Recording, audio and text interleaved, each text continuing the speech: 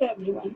In this video, we are going to understand what is an ecosystem and how the ozone becomes a very important aspect of ecosystem and how it is going to affect the ecosystem if ozone layer is being hampered or depleted. Okay, so let's look into first of all just a little bit of a recap of what is an ecosystem. Ecosystem is a system where there are the interacting organisms. All the organisms interact among each other in an area together with the non-living constituents of the environment. When we say interacting organisms, means we talk about all the living organisms. It can be animals, it can be aquatic fish, birds, plants, herbs, shrubs, microbes, right? And when we say the non-living constituent, it's atmospheres, air, sun, land, soil. So the interaction between the abiotic factors are light, water, land, soil. And the biotic factors are all the living organisms like microbes, aquatic animals, birds, worms, animals, plants, etc. So, interacting organisms, animals, birds, microbes, and human beings, non living constituents are light, water, air, and sun. So, all living organisms interact with each other and their growth, reproduction, and other activities are affected by the abiotic components of the ecosystem. So, it is going to hamper the ecosystem. What? Any change in the abiotic component is going to bring a big change in the growth, reproduction, and other activities of the living organism. Let's have a quick look into different examples of ecosystems. We have two types of ecosystem. One is natural ecosystem and the other is artificial ecosystem. Like a natural ecosystem, example can be a forest, and comparatively artificial ecosystem is the greenhouse or the uh, uh, specific farmland or field where a particular kind of a crop is being grown.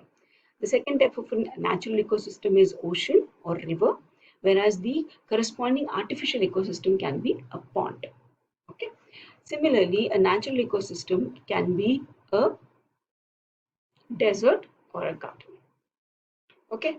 Now we are going to see the importance of ozone and how ozone depletion is affecting the ecosystem or the human race or any other living organism on the earth is affected because of the depletion of the ozone layer. Before we go into the concept, let's understand what is ozone. So there are few steps through which ozone layer is formed around the Earth's atmosphere. So first of all, the oxygen molecule. Oxygen molecule is nothing but O2. O2 means two oxygen atoms combining, which is shown here in the picture. Two oxygen atoms combine together to form O2 molecule. And it's a very slow process. It happens in presence of sunlight when two oxygen atoms combine together to form oxygen molecule. Okay. The second is ozone and oxygen atoms are continuously being interconverted as solar UV breaks the ozone and the oxygen atom and makes them reacting among each other. So when ultraviolet rays of the sun's rays are made up, sun rays made up of many different types of radiations like infrared radiation, ultraviolet radiation, visible light, microwaves, radio waves, all these different types of radiations are present in the sun's light. Okay. So among the solar radiations, the ultraviolet radiation is responsible for the conversion of ozone to oxygen and oxygen to ozone. Oxygen molecule has only two atoms of oxygen, whereas ozone has three atoms of oxygen. So the complete conversion between ozone, that is 3O3 to O2, that continuously happens only in presence of ultraviolet rays. Okay, this interconversion process converts the UV radiation into thermal energy and heating the stratosphere. This is the one which converts into heat energy and it is transferred to the land. So ozone is lost by reaction of the oxygen and atoms or the ozone molecule with each other. So what happens when there is a continuous reaction between oxygen and ozone, there is a continuous conversion of ozone into oxygen. So we gradually lose ozone in form of oxygen, which happens only in presence of ultraviolet rays and heat energy. All these are slow reactions. This is a slow reaction, this is a slow reaction, but the conversion of ozone to oxygen and oxygen to ozone is a very fast reaction. Okay, now depletion of ozone, I'm going to talk about it in detail in a little bit later. Let's understand what's happening between the ozone and how ozone layer protects us. Okay, so ozone is a molecule which is formed by three atoms of oxygen And oxygen is a very essential component for all living organisms, right? So first let's understand the importance of ozone, then we'll go into the detailed structural formation of ozone and then depletion. So what is the importance of ozone? As you can see here, the ultraviolet rays are categorized into three categories: ultraviolet ray A, B, and C. A and B are not. A is not at all harmful. It reaches completely to our Earth's surface, wherein it contains the heat and the light energy, which is used by plant to convert light energy into food. Okay. Ultraviolet rays B is also not that dangerous, but ultraviolet C is the one which is blocked, and it is the most dangerous radiation which is being thrown back or reflected back by the ozone layer.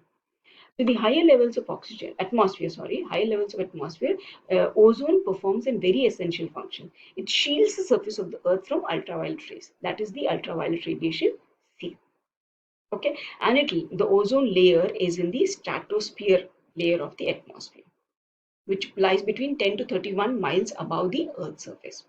That is where the stratosphere layer lies, and in the stratosphere layer also, just the bottom part of the stratosphere is made up of ozone layer. It's a very thin layer. Okay, this radiation is very highly damaging because it causes skin cancer. What do they mean by that? That is, if ultraviolet radiation C is entering the Earth's atmosphere and reaches the surface of the Earth, then it is going to affect the living organisms. Especially humans have skin cancer because of this. Okay, so ozone layer is protecting us from that. Now let's understand the formation of ozone by chemical reaction and then the harmful effect or the depletion. Okay, so higher level atmosphere, again at above the stratosphere, what happens? First step is the ultraviolet rays from the sun is going to break down the oxygen molecule, that is the combination of two oxygen atoms together to form oxygen molecule into oxygen individual atom. These individual oxygen atoms are going to combine with O2 molecule. So one atom of oxygen with O2 molecule. So 1, 2, 3. These three will combine together to form O3 molecule, that is ozone. This is possible only because of the presence of ultraviolet radiation, the heat, and the temperature. It's making it possible that oxygen molecule breaks into oxygen atom and recombines with itself. What do I mean by recombines? Oxygen atom combining with oxygen molecule and formation of O3, that is ozone layer. Right? So this is the reaction. O plus O2 gives O3 reaction in presence of ultraviolet sun rays. Okay, it's a two-step reaction. Now, how does the ozone layer is depleted? So let's understand. Again, ultraviolet rays B reaches our Earth's surface in a very less quantity, and ultraviolet radius A is very important. So ozone layer shields the Earth from the atmospheric UV rays entering the Earth's atmosphere. Now CFC is called as the chlorofluorocarbon molecule. What is the CFC molecule? CFC is nothing but the gas which is being filled in refrigerators as a coolant. Like 15-20 years back, all the refrigerators had the gas which was filled with CFC, that is chlorofluorochlorine, the gas which can instantly cool off and keep the temperature of the refrigerator lower and increases the freezing point. So when CFC is released in the air as a poisonous, as a gas, as a pollutant, after the usage, it is released as a pollutant. What happens in presence of this ultraviolet rays? One of the chlorine atom of the CFC breaks out from the structure. It will react with our ozone molecule, that is O3 molecule, and it will form a compound. Okay, a molecule which is more dangerous. In what way? Because it is going to break up the ozone layer in such a way that it creates a hole in the ozone. So let's read the step-by-step structure. So CFC molecule.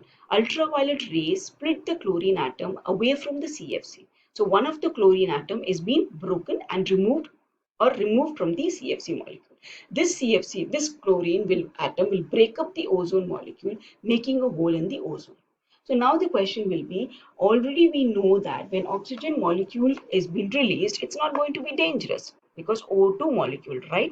But this chlorine is making a breakup in such a way that it is physically rupturing the layer and creating a hole, as you can see in this picture. It's not chemically breaking the O3 molecule into O2 plus O. It's physically rupturing, breaking the layer of the ozone and creating a hole.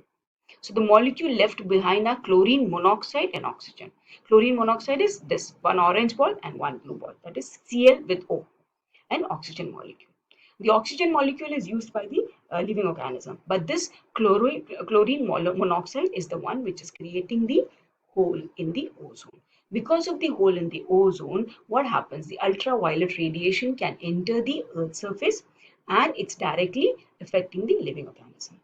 Now, which are the components which are releasing CFC? One was the refrigeration coolant. So when the scientists realized that one of the reasons which was causing the ozone layer depletion or holes in the ozone layer was CFC, then immediately a ban was put on all the factories which were producing refrigerator coolant to replace CFC by one of the other component which will not be degrading the ozone.